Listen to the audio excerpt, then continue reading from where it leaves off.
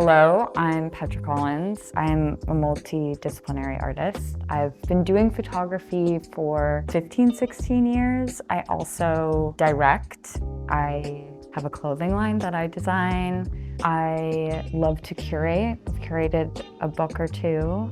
I don't know, I really enjoy a lot of different mediums. Well, it's funny because art is the way that I play, so I'm a big collector. You can see some of it in the show. I love collecting miniatures, dolls, and toys. I've been doing that for a couple of years now. That sort of stuff is very interesting to me and very fun. I try to keep my inner child alive by doing stuff like that. I think my work has evolved. It's evolved as I've evolved as a person. The images that I was creating when I was 15, 16, 17 were very much based in the world of young women and youth culture, and then based in what I felt like was reality, or like what I say is like fake documentary.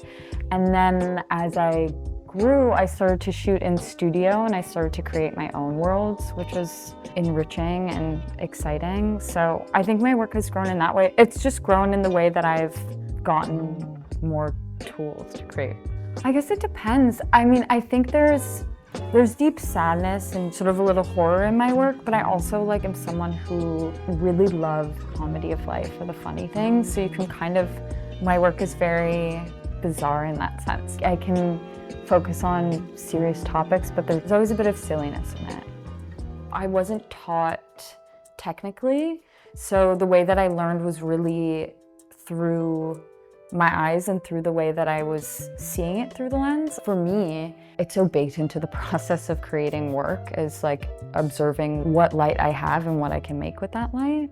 It's interesting because it's funny that I decided to take photos because I've always struggled with seeing. I have not the greatest eyesight. So I think I picked up the camera because I wanted to see the world.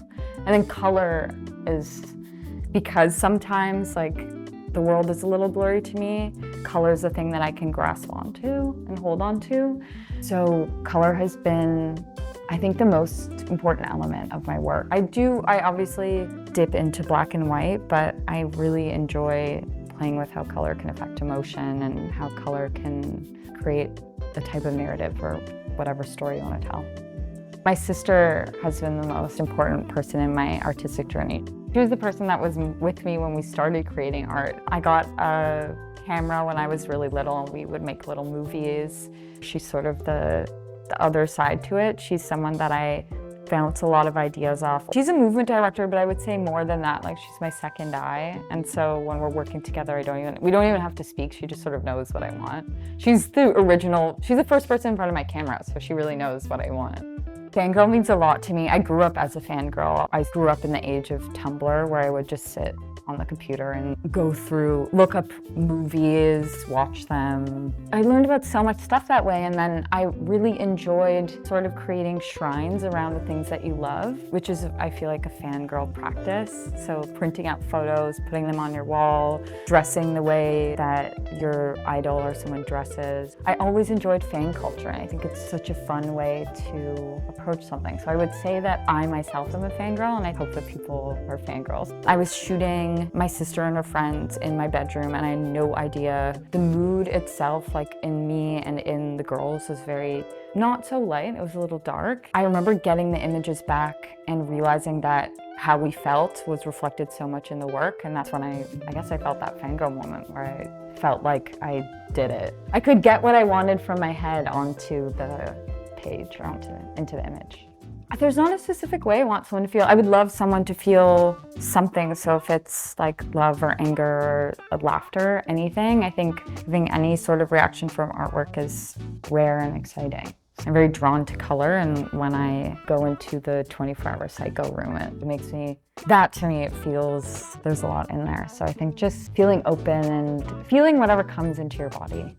I don't think there's a specific point. I would love them to go through the journey of the way that I grew up. We started dark in feeling like a teenager in the suburbs, and then you sort of move into the light, and then you move into color, and you move into fantasy. So I think sort of feeling like you're on a ride. I love you guys so much. Every time I come here, I'm so touched by everyone. I feel very lucky to have them love and experience my work. I love hearing what they feel about my work and how it's affected them, and it's just so touching. It's something that I can comprehend it, but it's just the best thing in the world to know that my art touches people. So I love Seoul and I love the culture here. There's a very great appreciation of work, of art, and I feel like people feel it really intensely, and that's sort of how I experience art, so I love you guys.